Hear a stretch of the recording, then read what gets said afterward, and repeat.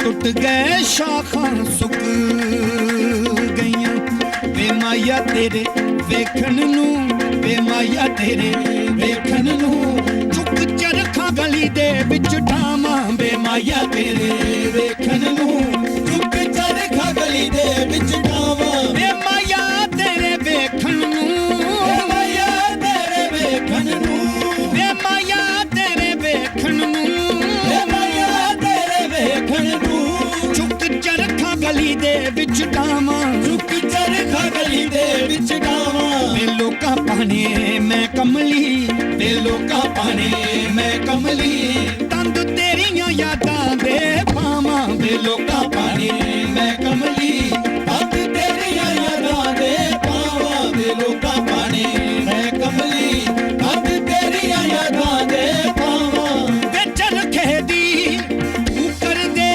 ओले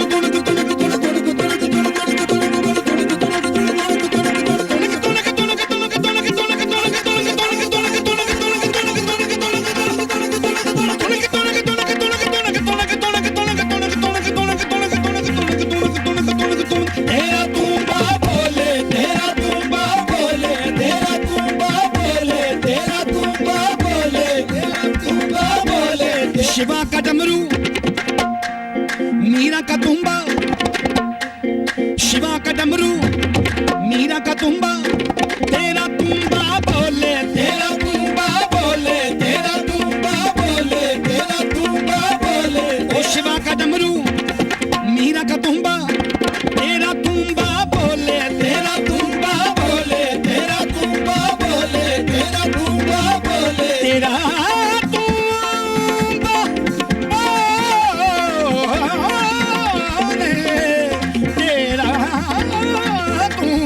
तेरा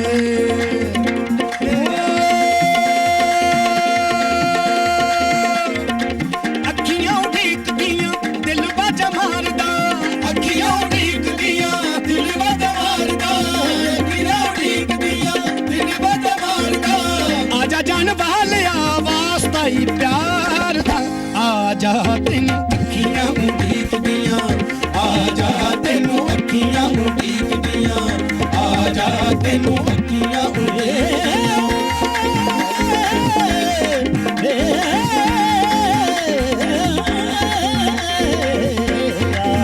तेनू अखियां उड़ीकदियां नित खैर मंगा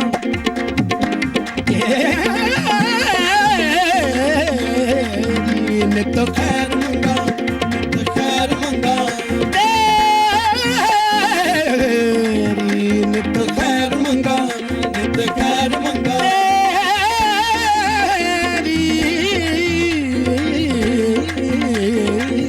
नित खैर मंगा नित खैर मंगा ओ नित खैर मंगा सोने मैं तेरी दुआ ना कोई होर मंगदी नित खैर मंगा सोने मैं तेरी दुआ ना कोई होर मंगदी ओ दुआ ना कोई होर मंगदी मैं दुआ ना कोई होर मंगदी मैं दुआ ना कोई होर मंगदी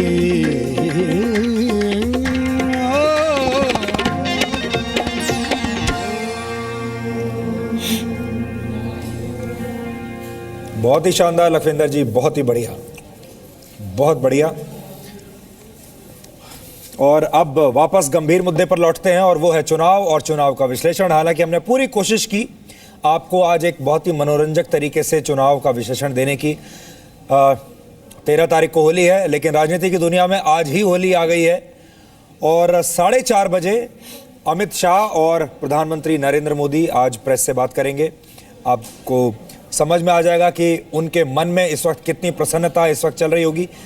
लेकिन ये ब्रेक लेने से पहले हम बात कर रहे थे कि क्या इस बार मुसलमानों ने बीजेपी को वोट दिया है और क्या कभी मुसलमान बीजेपी को वोट देंगे, इस पर चर्चा चल रही थी। और जैसे कि हम आपको बता रहे थे, बनारस में कुछ दिन पहले मैंने अमित शाह का एक इंटरव्यू किया था और मेरा भी उनसे यही सवाल था कि क्या कभी वो दिन आएगा जब मुसलमान वोटर बीजेपी को वोट देगा, और तब उन्होंने क्या कहा था, एक बार आज आपको सुनवाना चाहते हैं। इतना मान लीजिए आज अगर 19% मुसलमान हैं इस राज्य में, तो आपको एक भी ऐसा चेहरा नजर नहीं आया जिसको आप टिकट दे सके बीजेपी का? देखिए, हम विनेबिलिटी के आधार पर देखते चुनाव का टिकट देते हैं और टिकट देने में हम हिंदू मुस्लिम धर्म को नहीं देखते हैं। आर्टिकल 370, कॉमन सिविल कोड और राम मंदिर, बीजेपी ट्रेडिशनली ये 3 मुद्दों के लिए जानी जाती है। पहले आप कहते थे हमारी सरकार जब आएगी तो हम कुछ करेंगे, अभी तो हम विपक्ष में हैं। फिर सरकारें भी आने, आपकी केंद्र में भी आ गई, राज्यों में भी आनी शुरू हो गई, लेकिन इन तीनों ही मुद्दों पर कोई प्रगति देखने को नहीं मिली। तो आपका जो ट्रेडिशनल सपोर्टर है वो आज ये पूछता है कि भाई इन तीनों पर क्या हुआ? देखिए, आप एकदम एपरेंट एनालिसिस कर रहे हैं। ये तीनों वैचारिक मुद्दे हैं। अभी सुप्रीम कोर्ट में एक केस पहुंच गया ट्रिपल तलाक पर। हमने स्पष्टता से स्टैंड लिया है कि इस देश की मुस्लिम महिला को भी अपने अधिकार के लिए लड़ने का अधिकार है और हम ट्रिपल तलाक के मुद्दे पर देश की मुस्लिम महिलाओं के साथ हैं। ट्रिपल तलाक जायज़ नहीं होना चाहिए। हमने हमारा पक्ष बोल्डली सुप्रीम कोर्ट के सामने रखा है, ऐसा नहीं है। और मैं मानता हूं कि मुस्लिम महिलाओं में बहुत बड़ी चर्चा है इस चीज़ की। सिर्फ सपा, बसपा और कांग्रेस को चाहिए कि वो अपना स्टैंड स्पष्ट करे ट्रिपल तलाक पर। इतना बड़ा चुनाव हो रहा है, आपने अभी अभी बताया कि 18% या 19% मुसलमान हैं, मगर ये तीनों पार्टियां ये कहती ही नहीं है कि ट्रिपल तलाक के बारे में उनका क्या मानना है। हमने कह दिया कि हम मानते हैं कि मुस्लिम महिलाओं के अधिकारों की रक्षा होनी चाहिए। कभी ऐसा दिन आएगा जब मुसलमान वोटर बीजेपी को वोट देना शुरू करेगा? आपको लगता है कभी ऐसा आप ये अचीव कर पाएंगे? देखिए, काफ़ी जगह पे हमें मिलते भी है वोट, और जब धर्म और जाति चुनाव का आधार नहीं रहेगा तो निश्चित रूप से मिलेगा। एक आंकड़ा बताना चाहिए सुधीर, आपने जो सवाल पूछे उसके बाद बड़ा मौजू है, कंटेम्प्रेरी है आज का आंकड़ा। और आज का आंकड़ा डॉक्टर ज़ेरा और संदीप आप दोनों निश्चित तौर पे सुनना चाहेंगे। 134 सीटें ऐसी हैं जहां मुस्लिम आबादी 20% या उससे ऊपर थी, वहां बीजेपी 104 सीटों पर आगे है, समाजवादी पार्टी 19 पर, कांग्रेस 3 सीटों पर और बीएसपी 7 सीटों पर आगे है और आरएलडी 1 सीट पर आगे है। आपको लगता है जो सोशल इंजीनियरिंग ये पार्टियां कर रही थी और जो हम बात पहले कर रहे थे पोलराइजेशन वर्सेस रिवर्स पोलराइजेशन की, ये उसी का नतीजा? नहीं, देखिए रोहित जी, एक बात तो हमको माननी पड़ेगी कि जो टकराएगा, जो पब्लिक के बीच जाएगा, जो स्ट्रगल करेगा अपने मुद्दे और पब्लिक के मुद्दों को उठाएगा, वही जीतेगा। सबसे बड़ा सोच का मकाम यहाँ पे है कांग्रेस पार्टी के लिए, बीएसपी के लिए और भी अन्य पार्टी, एसपी, जो भी पार्टी ये सोचती है आंख बंद कर मुसलमान उनको वोट दे देगा। तो मुझे लगता है कि मुद्दे ज़्यादा इम्पोर्टेंट हैं और मज़हब को लेकर जो मुद्दों को उठाया जाता है, राजनीति की जाती है, उसमें भी अंडरस्टैंडिंग जो है इस तबके की थोड़ा सा चेंज हुई है। जैसा कि मैंने पहले भी कहा कि ऐसे लोगों को वाकई नहीं देना चाहिए टिकट, जो वाकई काम कर रहे हैं पब्लिक के लिए, अब वो इरिस्पेक्टिव ऑफ मुस्लिम हो, हिंदू हो, कोई भी हो, उनको टिकट मिलना चाहिए। लेकिन आपने रिवर्स पोलराइजेशन की बात की, तो मुझे थोड़ा सा यहाँ पे प्रॉब्लम ये है कि अगर रिवर्स पोलराइजेशन हो रहा है तो और कहीं क्यों नहीं हो रहा है, और कहीं क्यों नहीं हो रहा है। लेकिन जो सिंह साहब ने बात कही थी कि आइडेंटिटी बहुत इम्पॉर्टेंट है, लेकिन आइडेंटिटी के साथ मुझे ऐसा लगता है कि उन आइडेंटिटीज़ की चॉइसेस चेंज हो रही हैं, जो आपने बात कही। तो एक जनरेशन ऐसी आ रही है जो ये चाहती है कि उसे स्कूल मिले, उसे कॉलेज मिले, उससे अच्छी सड़क मिले, उसे एक सिक्योर्ड रास्ता मिले, चाहे महिला, चाहे मैंने उस दिन भी कहा था रोहित जी, आपको याद होगा, दलित महिला के साथ रेप हो, चाहे मुस्लिम महिला के साथ रेप हो, रेप होता है, तो हर महिला चाहेगी कि वो सुरक्षित रहे। तो अगर कोई ऐसी पार्टी है जो उनके मुद्दों को अटेंड कर रही है, उसको एड्रेस कर रही है, irrespective of any caste, creed, caste, religion, तो मुझे लगता है कि आज की जनता जो है उसका इंटेलेक्चुअल बहुत सही है अगर वो उसके पक्ष में अवेयरनेस बढ़ गई है। अंबर, आपको ऐसा लगता है कि ट्रिपल तलाक का जैसे मुद्दा है, उस पर बीजेपी ने मुस्लिम महिलाओं का साथ दिया, उसकी वजह से भी कुछ फायदा हुआ होगा बीजेपी को, और मुस्लिम महिलाओं को ऐसा लगा होगा, अंदर ही अंदर उनको लगा होगा कि वो भी यही कहना चाहती थी? जी, सबसे पहले तो सुधीर जी, मैं आपको एक बात बता दूं, मैं जिस सेक्स से मैं बिलोंग करती हूँ, हमारे यहाँ ट्रिपल तलाक का कोई कॉन्सेप्ट नहीं है।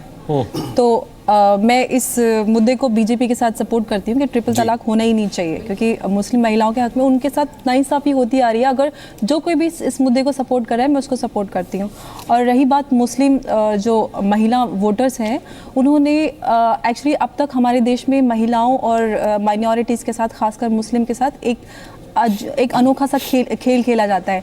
महिलाओं को शादी में ज्वेलरी जोड़े के नाम पर, या विमेंस डे के नाम पर, या फिर मुसलमानों के लिए एक त्यौहार आता है देश में, इलेक्शंस, उसके मौके पर हमें बहुत ख़ास महसूस कराया जाता है कि आप बहुत ख़ास हैं, आपका वोट बहुत ख़ास है।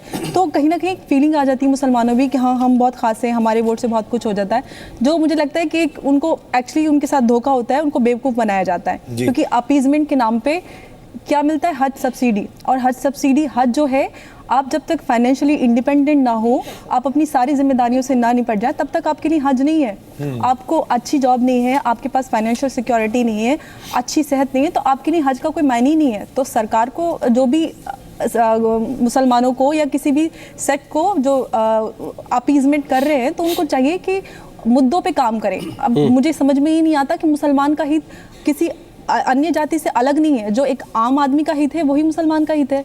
ऐसा तो नहीं कि मुसलमान को कुछ और चाहिए या जो अन्य जाति को नहीं चाहिए। मुसलमानों को टिकट दे देने से आपको मुसलमान के वोट नहीं मिल जाएंगे। एग्जैक्टली। 97, मान लीजिए 97 टिकट आपने मुसलमानों को दे दिए, तो इसका मतलब ये नहीं कि मुसलमान आपको वोट देने लगेंगे। इसका मतलब ये आया, और क्योंकि सबसे कम सीटें इस बार बीएसपी को मिली हैं, जिसने सबसे ज्यादा मुसलमानों को टिकट दिया था। मूल यहाँ जो बात चल रही है, जो बहस का मुद्दा है, जो संदीप महापात्र ने भी कहा कि अस्मितावादी राजनीति का दौर खत्म हो चुका है, इस पे सवाल और विश्लेषण करने की ज़रूरत है कि उनकी बात में कितना दम है। मैं उनसे असहमत हूँ इस बात पे। पहली तो इस बात से असहमत हूँ, उन्होंने कहा 70 साल से अस्मितावादी राजनीति हो रही है। अस्मितावादी राजनीति मंडल कमीशन के बाद से शुरू हुई है, और अस्मितावादी राजनीति प्रतिनिधित्व के लिए है। आप देखें कि अस्मितावादी राजनीति ने उन तबकों को प्रतिनिधित्व दिया जिनको भारत की मुख्य राजनीति या दूसरे क्षेत्रों में प्रतिनिधित्व नहीं मिला था। मायावती हो, मुलायम हो, लालू हो, उन्होंने इन तबकों के अंदर आत्मसम्मान पैदा किया, और मुसलमानों को भी उन्होंने इसमें शामिल किया। ये अच्छी बात है। ये प्रतिनिधित्व का सवाल था। उत्तर प्रदेश और बिहार का परिणाम अलग है। बिहार में अस्मितावादी राजनीति जीती क्योंकि वो प्रतिनिधित्व की राजनीति थी और एक साथ थी। देखिए, कोई भी मुक्तिकामी अस्मिता होती है, स्त्रियां हैं, दलित हैं, आदिवासी हैं या पिछड़े हैं, वो सब अगर इकट्ठे रहेंगे, एक दूसरे के सवाल में साथ देंगे तो जीतेंगे। उत्तर प्रदेश ने ये साबित कर दिया कि अगर वो अलग रहेंगे तो उनकी जीत के बजाय उनकी हार निश्चित है, जो ये परिणाम दिखाते हैं। इसलिए एक सबक ये मिलता है इस चुनाव से कि अस्मितावादी राजनीति को एकजुट रहने की जरूरत है, कम से कम सामाजिक न्याय के सवाल पर। मतलब वो भेड़ बने रहे आप कह रहे हैं। पे अस्मितावादी राजनीति के नाम पे यूपी में शासन करे, नोएडा में, लखनऊ में अपने प्रतिमाएं बनाए। ये अगर अस्मितावादी राजनीति है ना, तो कतई सही नहीं है। और वोटर भेड़ बना रहे हैं। आप देखिए, भेड़ बकरी बना रहे हैं वोटर, जिसको जहां मर्जी हाथ दिया जाए। आप पिछले हाथी की मूर्ति बनाए दिल्ली में। सर मुझे बताइए ना, मायावती की तो मूर्तियां लग गई, उनको नोटों की मालाएं पहनाई जाती रही। मायावती के शासन में कितने दलित अमीर हो गए बताइए ना मुझे। उनका जीवन स्तर बदल गया। दिल्ली के ल्यूटियंस जोन में 3 बंगलों को एक साथ मिला के मायावती ने अपने लिए बंगला बनाया। ये अस्मितावादी राजनीति का परिचय है क्या? लखनऊ में नहीं है। मैं कह रहा हूँ मूर्तियां छोड़ दीजिए, मैं कह रहा हूँ चलिए मूर्ति छोड़ दीजिए। मायावती के शासन काल में कितने दलितों का जीवन स्तर बेहतर हो गया बताइए ना। बेहतर हुआ, उनके अंदर आत्मसम्मान का भाव जगा। मतलब सुख आत्मसम्मान देते हैं ना आप केवल, कि तुम्हारी नेता सरकार चला रही है, यही सुख आत्मसम्मान का भाव है ना केवल। उसके जीवन में तो कोई बदलाव नहीं कर रहे हैं। बिहार में कर्पूरी ठाकुर से पहले का एक युग है और कर्पूरी ठाकुर के बाद का एक युग है। पूरा जमीन आसमान का अंतर है। उत्तर प्रदेश में मायावती से सर ऐसे तो मैं भी का कह एक सकता हूँ युग है, 1857 से पहले का भारत अलग था, 1947 से पहले का अलग था, आज 2000 के बाद का अलग है, 1991 के बाद का अलग है। भाव जगह है, उनको जगह मिलने लगी है, वो अपनी बात कहने के लिए आगे आने लगे हैं। इसका पूरा बहुत सारे कानून बने। आप इसका श्रेय मायावती को देना चाहते हैं? बिल्कुल, न्याय मिला, हक मिला। अस्मितावादी राजनीति, ये अस्मितावादी राजनीति का अगर परिचय भारत का समाज विभाजित है, भारत का समाज विभाजित है। और तो मायावती अगर आ जाती तो सिर्फ जो पिछड़ा समाज है सिर्फ उसके लिए काम उसके लिए फायदा ना ना ना ना और किसी के लिए नहीं। ना ना ना उन्होंने देखिए उनके टिकट बंटवारे को देखिए, प्रतिनिधित्व का सवाल है। कभी वोट दे सकते बात कह सकते। जी देखिए ये सवाल प्रतिनिधित्व का है, हर तबके को प्रतिनिधित्व मिलना चाहिए। अगर उसकी पॉपुलेशन है, उसके सवाल है, और वो तभी मिलेगा जब आप सड़क का नाम, जब सड़क का नाम उसके नाम पे रखेंगे आप, जब अस्पताल का नाम, कॉलेज का नाम उसके नाम पे रखेंगे, तब होगा। ये इसकी शुरुआत मायावती ने नहीं की, इसकी शुरुआत मुलायम ने नहीं की, इसकी शुरुआत गांधी परिवार ने की। इस परंपरा को तोड़ तो सकते थे आप। बिल्कुल तोड़ना चाहिए था। अस्मितावादी राजनीति की ये प्रॉब्लम है कि उन्होंने, जैसे मैंने शुरू में ही कहा, कि धनबल और बाहुबल से जो उनको दूर होना चाहिए था। कि जब मायावती जैसी कोई नेता आती है राजनीति में, जो तो लोग उससे, तो लोग ये उम्मीद करते हैं कि आप पुरानी परंपराओं को, रूढ़ियों को तोड़ेंगे आप, बिल्कुल, ना कि उसमें शामिल हो जाएंगे। इसीलिए मायावती ने क्या किया कि अगर आपकी मूर्ति बनी हुई है तो मैं अपनी और बड़ी मूर्ति बनाऊंगी, अगर आपके नाम पे सड़क है तो मैं 2 सड़क अपने नाम पे करूंगी। नहीं, ये हुआ। देखिए मूर्तियों की संख्या गिनी है, किसकी मूर्तियां कितनी हैं, लेकिन उस दिशा में जाना नहीं चाहिए था। एक वैकल्पिक राजनीति खड़ी करनी चाहिए थी, उसमें मुलायम भी विफल रहे हैं और मायावती एक काम कर रहे हैं सर।